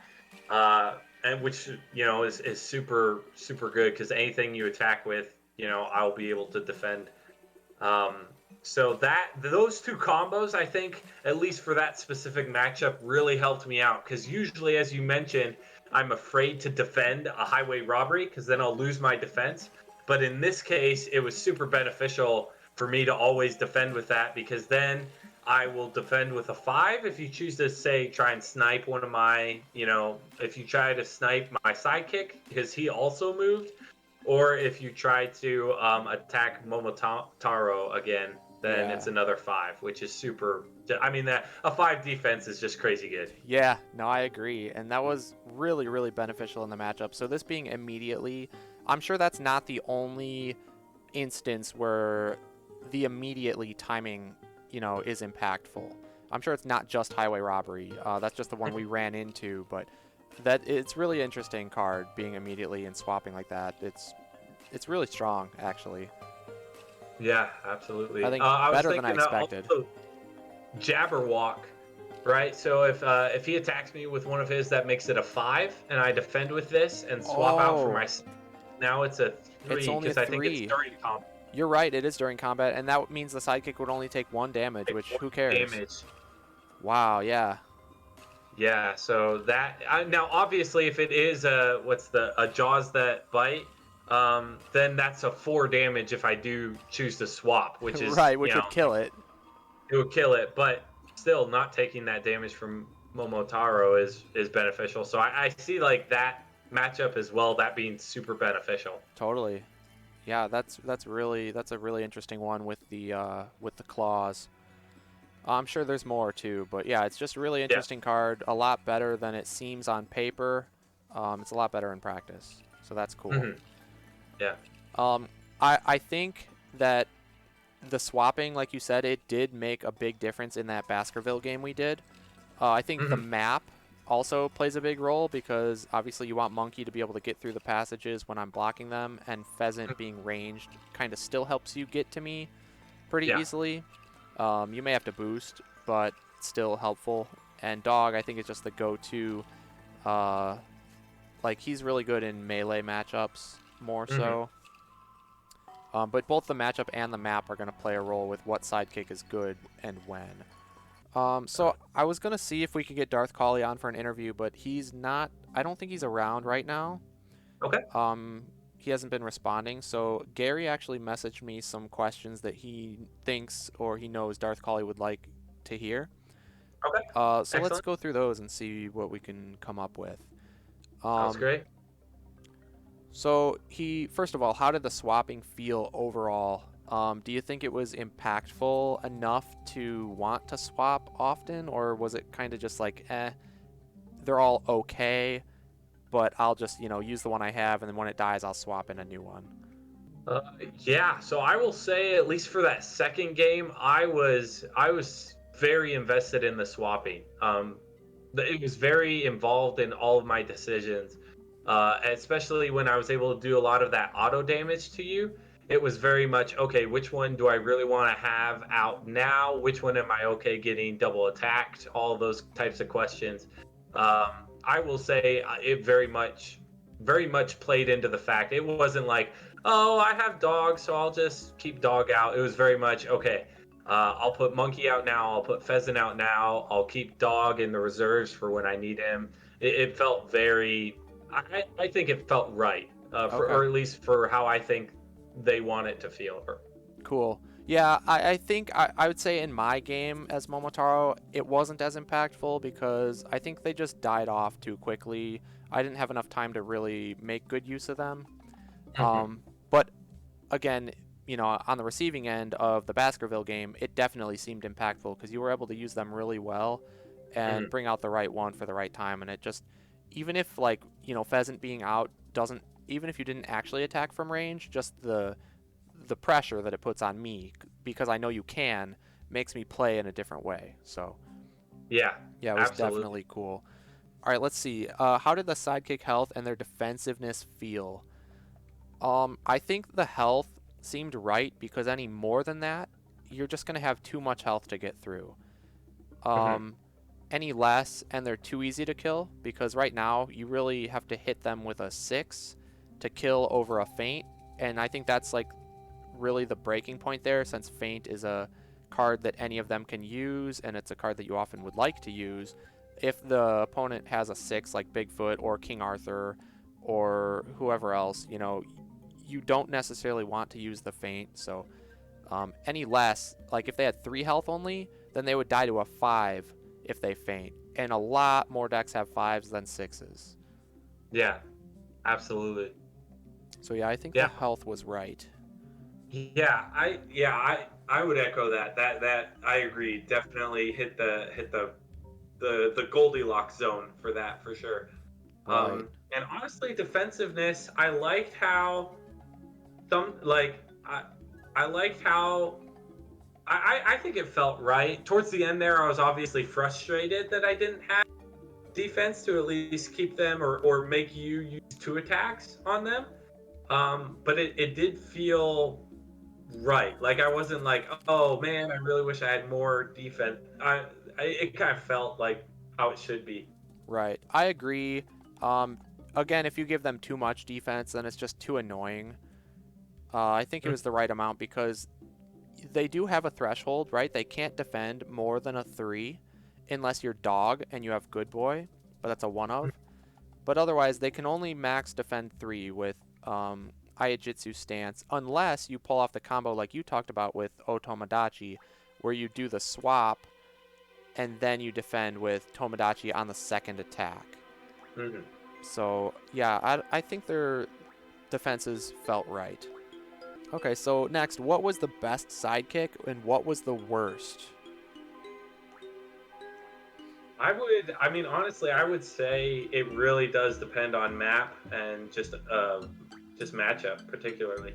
Because I really loved Monkey and Pheasant that last game. I would argue that I really like them more than the dog.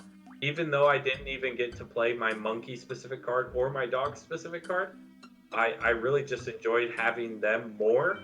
But in our first game, I think Good Boy, or sorry, just the dog did more for you than the other two. Well, Pheasant was good too. Yeah, Uh, I think I would say, like, on paper, the dog seems like the obvious best. But mhm, in practice, I definitely didn't think that. I didn't feel that way because it's mhm, kind of hard to use him. I mean, if you're gonna plan to get a +1 defense buff, they may not even attack into Momotaro at that time. They may just back off and gain cards instead, or they may mhm, try to get around Momotaro and hit dog instead. And in either case, you're not getting your defense buff, so that's not going to trigger too often. And if you're going to use it for attacking, you do have to group them up, which isn't they aren't always next to each other, so that's not always an option. And it's mhm, only a +1. It's not like Alice or now Achilles who gets +2, which is mhm. a huge impact, right? Much more than a +1 does. Absolutely. So I don't necessarily think dog is actually the best. I think pheasant might be because being Mhm. ranged is just really strong, especially on a move 3 fighter. Yeah, and I would agree just for the pressure that it applies of like where am I gonna go, like how the opponent thinks about positioning in the game changes so drastically when you have pheasant on the board rather than the other two. Yeah, I agree 100%. And not only that, I guess when evaluating the sidekicks, we got to think about their specific cards. And I think obviously the Pheasant, what is it, Dive Bomb, is Mhm. super, super good. You know, Jackalope Horns is nuts. Yeah, yeah, that's very true. Very true. Good Boy is really good too, but I did find it a little bit awkward at times and kind of hard to set up because if you want to attack with Good Boy, like if you have Dog out, you could be attacking with Momotaro and get an automatic +1. So you don't necessarily want to attack with Dog. And if you are attacking with Dog, if they have like a skirmish, they can push Dog away from Momotaro. So although it doesn't matter if they move away, it does matter if they move Dog away from Momotaro, right? So you might not even always get the auto damage to trigger. Yeah, I'm honestly thinking the more I think about it, the more Good Boy is a good defensive card. Yeah, Uh, exactly. just for the two damage uh, to you, right? If they do attack you with a skirmish, they don't win, so they don't get to move you.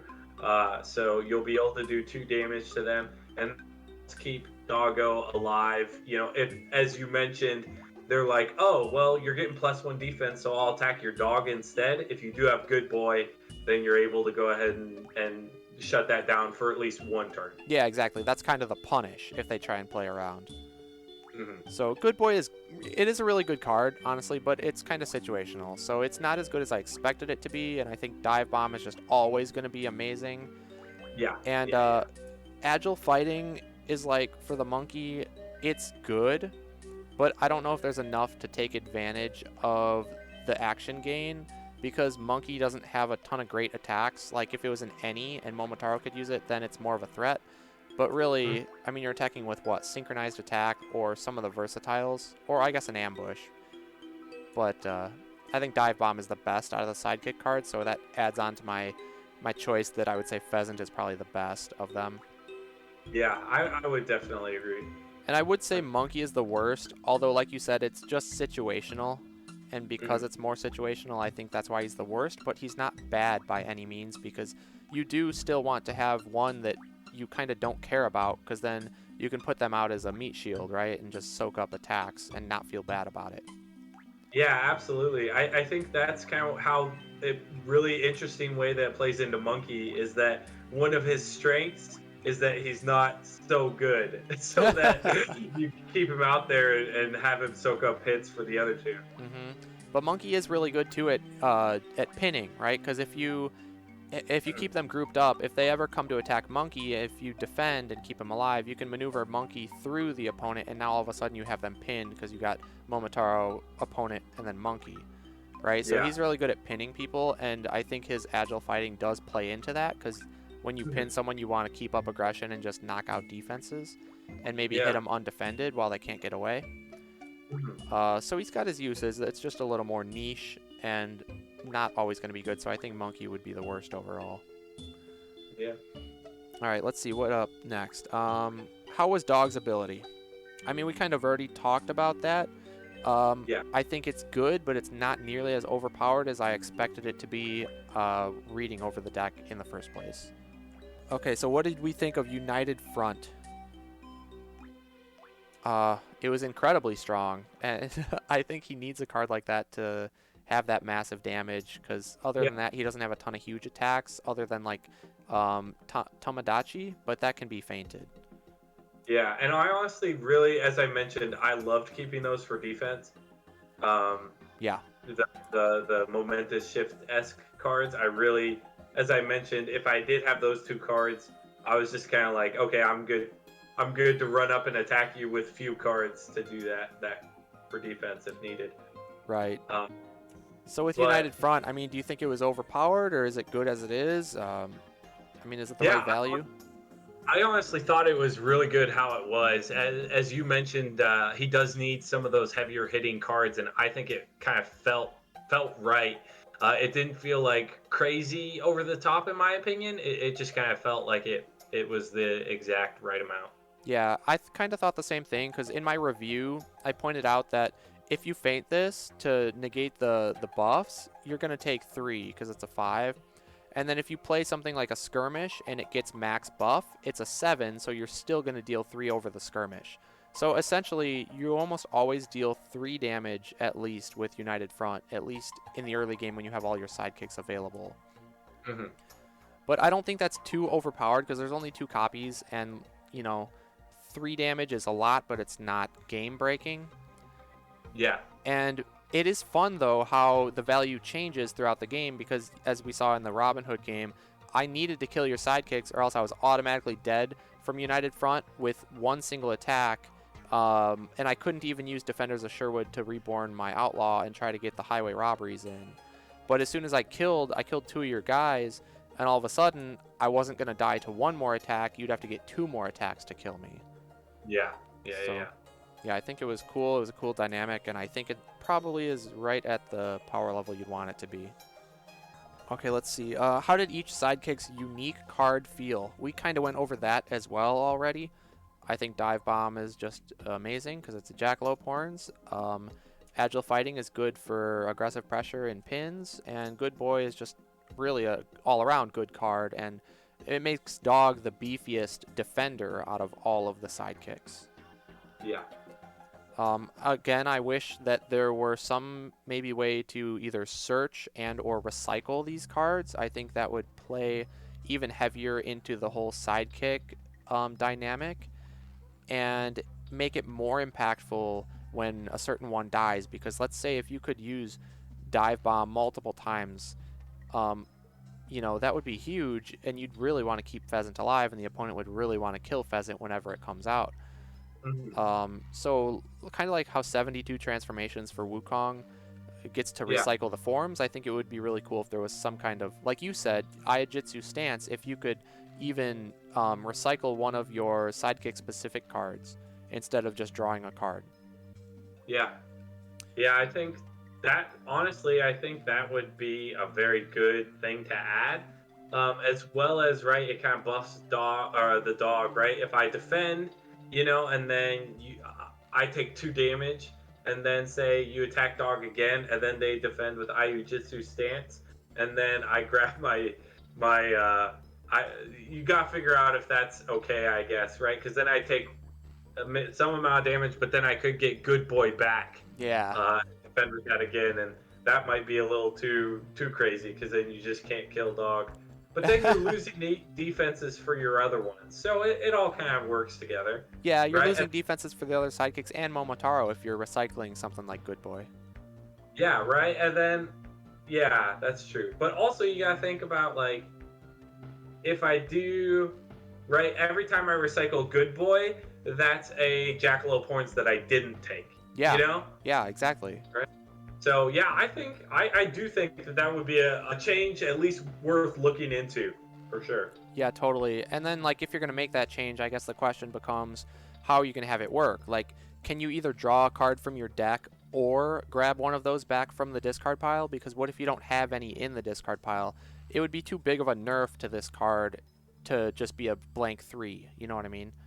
Yeah. So do you give it, like, the options, or could you maybe even give it the option of searching one of those cards from the deck or from the discard pile? Or Lady of the Lake benefit on a defensive card? Yeah, exactly. So if you haven't seen it yet, you can search the one you're looking for, and if you have already used it, you can get it back from the discard pile. Yeah. That would be interesting. And I agree, it would make what fighter I have feel a little more impactful to the opponent as well. As we mentioned, the Pheasant, right? You'll always feel the impacts of that with not only Dive Bomb, but also just at its range. Yep. But, right, Monkey's on the board, and they keep getting to run you out of, or get extra actions and run you out of defenses a little quicker. You're going to be aware of that. Or, for example, as we mentioned, Good Boy, right? If every time you attack him, the dog, you know that you're probably going to take 2 damage. It really makes you think, okay, am I really going to attack the dog or not? Yeah, exactly. So, yeah, I think just leaning heavier into that sidekick dynamic with that change specifically would be really, really cool. Worth exploring at least. For sure. All right, let's see what else. How was Momotaro's health and his ability to swap with sidekicks to control the damage flow? By swap with the sidekicks, I assume he's referring to the Unrelenting Spirit, where you can swap. Yeah. We already talked about that. I think that's really good and very impactful. Yeah. But I think his health felt... it's really hard to say with only 2 plays. In my game against Bayo, I felt like it was too low, but with Robin Hood, it did not seem to be the case. Yeah. Yeah, I agree. It really...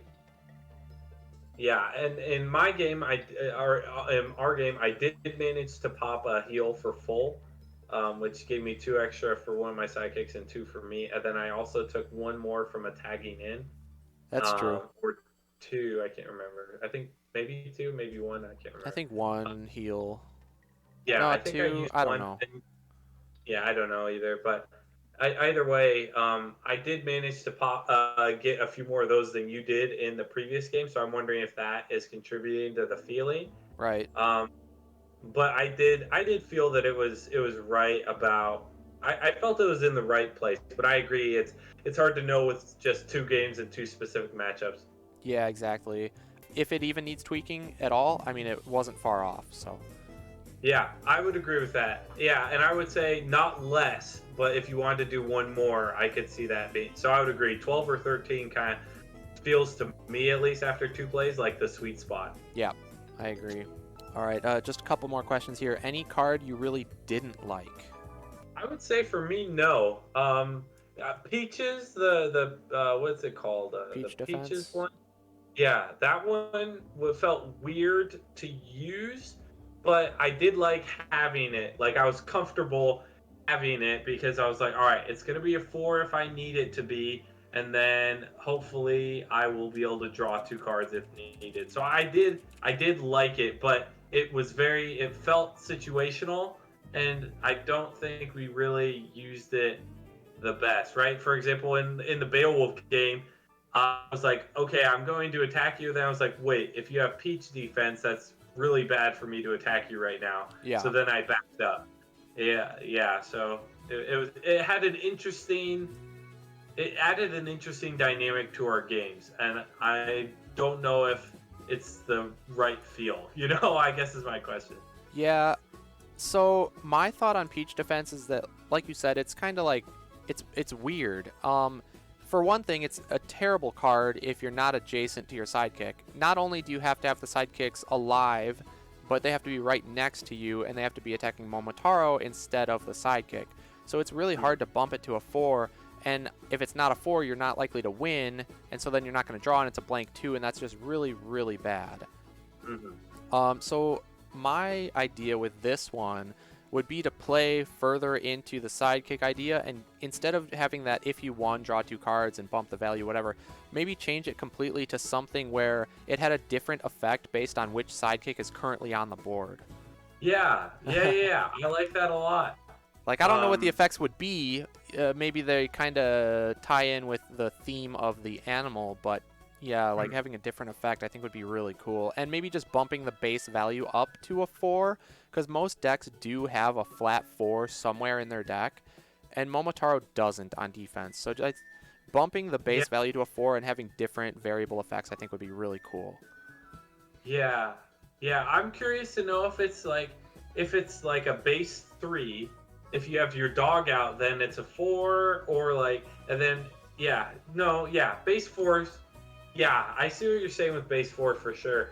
And then maybe dog can buff it up 1, because he's on the board, and that's kind of thematically for him. Yeah, I agree. A different, like, after combat or during combat effect, depending on what sidekick you have, would make that card feel like it belongs in the deck more so.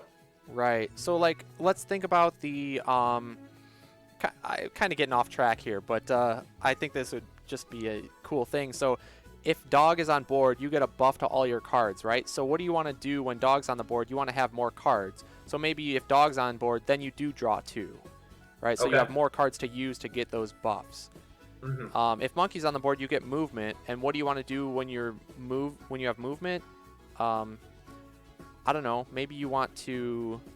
Yeah, maybe just movement, right? Maybe after combat move 3 or something. Yeah, kind of make it... Yeah, exactly. Like an conditional skirmish where you always get to move. Maybe you can move either of the fighters up to X amount of spaces, and that'll play into Monkey because you already have that passive of being able to move through people. So it's gonna kind of be hoax-like in a way. Yeah. That would be cool. Yeah, and then Pheasant, I guess it lets you set up for ranged attacks. So what could you do with that? I think you could do something like zone related. Is just because of what I'm thinking for like something like Sure. disengage-esque type thing. Or what if it was auto damage with Pheasant? I mean, I know that's kind of leaning heavier into the auto damage because you already have Dive Bomb, but maybe that makes Pheasant have a really big target on its head, which might be a cool dynamic. And yeah, like maybe you do 2 damage to a fighter in your zone, or one damage to all fighters in the zone, or something like that. Yeah, absolutely. I did think auto damage just right off the bat too, but I was kind of worried about just how much auto damage the Pheasant can do. But that was my initial thought as well. So I will say for thematic feel, then that would probably feel right. Yeah, and then also your opponent has a way to play around this, right? If you don't want to run into the auto damage from the defense, then hit Pheasant when Pheasant is out. Then not only could you maybe get rid of Dive Bomb damage, but you could also get rid of the defense card damage. Yeah, I agree. Really cool. I love that idea, Zero. That seems like right, because then the whole thing is like, okay, if he has his monk, am I okay if he say uses a Peach defense? If he has, the dog on board or the monkey on board, or it changes how the opponent plays against you if they think you have a Peach defense. And I love that, right? I feel like that's super thematic. Yeah. Yeah, glad you agree. I would like to see a change like that. We'll see what DarthCauley has to say about that. That's kind of a drastic change to the deck, but really, I mean, you're just changing 2 cards into they'd still be a defense card, Momotaro specific, it just, you change up the way that the game is played around them. Yeah, absolutely. All right, cool. I'm glad we're getting to not only like feedback on the current deck, but also maybe some ideas of changes, because I think that's always helpful for creators to hear new ideas. Yeah, for sure. Cool. All right. Well, last card, or last question, I should say, is any card that really stands out to you, which is, I mean, pretty much the same as a question I always like to ask, at least to close out, is like basically your favorite card. Yeah, for me, it's gotta be this one, Unrelenting Spirit. Just when I kind of realized what I could do with it, at least for that matchup, it really stood out to me as like a standout card. And just, I'm sure since, it's always fun when you're like, there's a new character and you're trying to figure out like new strategies with it. Like, for example, I know people are going to have fun figuring out how to play Bloody Mary, and all that stuff. So I feel like, last game where I was like, oh, I could use this with this, and how that card was in the center of a lot of my aggression and some of my attacks. I really think that was just my favorite for sure. Yeah, I agree. It is a really cool card, and the way you were able to utilize it in that game with Robin Hood was just awesome. And like you had mentioned, when you hit me with that big 7, right? You didn't even care that you had less cards in hand than I did. You weren't afraid because you had this into your Tomodachi 5. So yeah, Unrelenting Spirit, very cool. My favorite card, I think it's probably Synchronized Attack, especially now that after we found out the mistake we made with the placement, when they swap, they go any space in Momotaro's zone. I just think that's so cool because there's so many things you can do with it. You can set up to pop 1 health sidekicks really easily, like you did. You can use it as a disengage just to get your sidekick to safety, maybe hidden behind Momotaro. Like, you could swap into Dog, right? You could hit with Pheasant from range, swap into Dog, put Dog behind Momotaro, and now all of a sudden Momotaro's protecting the dog, and you have to deal with the +1 on Momotaro's defense. Yeah, so that's very true. Yeah, I just love Synchronized Attack. Think about that. Yeah. It's just right. versatile. Yeah. Sorry, yeah, you go. My Yeah, bad. yeah, no, you're all good. Just very versatile, a lot of options, really cool card. Even if it gets fainted, it's a 1 damage. So if you use it against a 1 health sidekick, it even more deadly.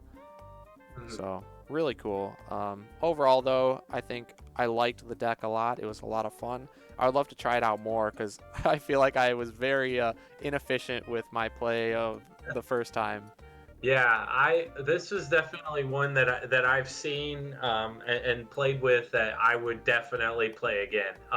Absolutely, especially if if they take a look and maybe change a few of the cards. But even if not, I really enjoyed this deck and would definitely play it again. Yeah, I echo that for sure. Oh yeah, Gary, geez, get good. Is that a direct quote from Justin, Gary? Oh, Uh, Justin, one of the designers. yeah, yeah. So we were at Gen Con, and I was playing it wasn't even Unmatched. It was a different game. It was Clash of Tokyo or King of Tokyo or something. Okay. And it's like a dice rolling game. And Yeah, yeah, yeah. I was really trying to go for a certain thing. And like it's kind of like Yahtzee where you get 3 rolls. And I was going for one specific thing on all 3 rolls. So I essentially ignored everything else. And I didn't get what I wanted, and I like yelled out loud. I was like, "Dang it, I didn't get it still after 3 rolls." And then Justin was walking by, and he's like, "Get good, John," or something like that. Oh, it was funny. Yeah, I was at Gen Con. It was a lot of fun. Yeah, that is fun. Yeah, totally. But yeah, I would definitely play this deck again, and it would be super cool if they made an official deck that was kind of like this, because I love the theme of the swappable sidekicks. Yeah, me too. Me too, for sure. Cool. All right, man. Well, any other closing thoughts you want to say before we get off here? No, no, I don't have any. It was a pleasure meeting you and playing with you, and I had a blast, so I hope you did too. Yeah, man, I did for sure. It was a lot of fun. Yeah, same. Pleasure meeting you and playing with you. You were a lot better than I had expected. um, I'm always a little bit iffy when I bring in new people from like Discord or whatever that I haven't really talked to before or haven't seen anything from, and because I don't know your experience level or anything like that, or just your personality or anything. But you were a blast to Yeah, play against, so it was a pleasure. thank you, I appreciate it. Yeah, no problem, man. And I hope we get to play together again sometime, whether it be another one of these things or tournament or whatever it is, just for fun. It'd be cool. Yeah, that'd be great. I'd love that. Cool, man. All right, well, thanks for joining me. Everybody in the stream, thanks for checking it out. It's always fun to do these things, so hope you enjoyed it, and hope DarthCauley gets a chance to check it out and get some good feedback out of it. And I can't wait to see where the deck goes from here. So we will jump off for tonight, but thanks again, Chad. It was a blast. Yeah. All right. Bye. All right, man. Take care. Everybody in the stream, have a good one, and we'll see you next time. And there you have it, guys. That's going to do it for round number 16 of the Playtesting Guild featuring Momotaro by DarthCauley. It's a little unfortunate that DarthCauley wasn't able to get on for the interview, but hopefully he watches the video and still gets all the feedback, and hopefully it helps him out, and I'm sure I can just chat with him on Discord, so he's not going to miss out fully there. But it was a really fun time playing this deck, and I would love to see it explored even further with that multiple sidekick option and the swapping. I'd like to see him lean even heavier into that aspect because I think that was super cool, super unique, and a ton of fun to play. Hopefully you guys enjoyed watching it. If you did, be sure to try it out yourself and leave some feedback on the Reddit page, and you can get points for the Playtesting Guild and eventually get one of your decks in the spotlight. So thanks again for watching, guys. I'm ZeroSkater12, and I'll see you next time.